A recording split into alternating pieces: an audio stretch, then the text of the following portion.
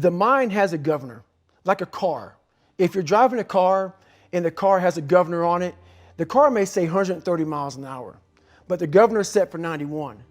Once that governor sets in, you get to 91, that car starts doing this. The car wants to go.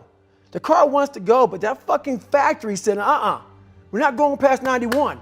We have a factory, a nice governor in our brain, and it's a survival mechanism. It protects us from pain and suffering. The second we feel that shit, our mind says, oh no, this isn't fun. We should back off. We should sit down, find something more comfortable. And there's something about the mind. The mind has the tactical advantage over you at all times.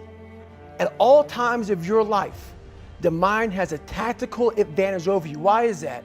It knows what you're afraid of. It knows your insecurities. It knows your deep, dark lies.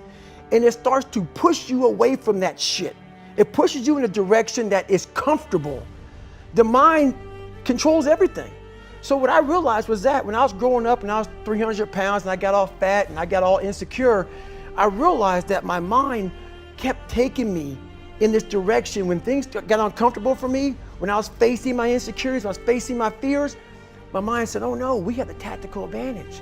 We need to get you, separate you from this feeling over here. Life's all about feelings. We want the happy feeling. We don't want that feeling of this sucks. Why am I here? And you don't have any, so you can't answer those questions, so you leave. I started realizing that if in that moment you can answer those fucked up questions and you are now in charge of your brain versus your brain ruling you, that's where all that stuff comes from. So the 40% rule is all of that. You get to 40%, your brain says, we're done. Let's roll, man. This is starting to get painful. This is uncomfortable. So you sit down.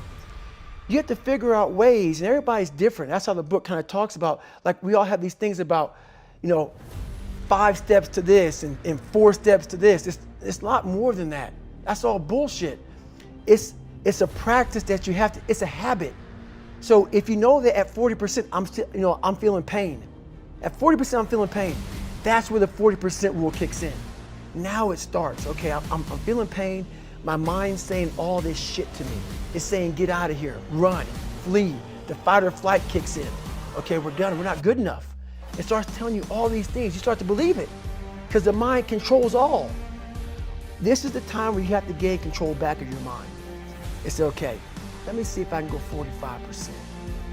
And once you start giving yourself more and more hope and start realizing, okay, the mind starts to be, okay, what are you doing?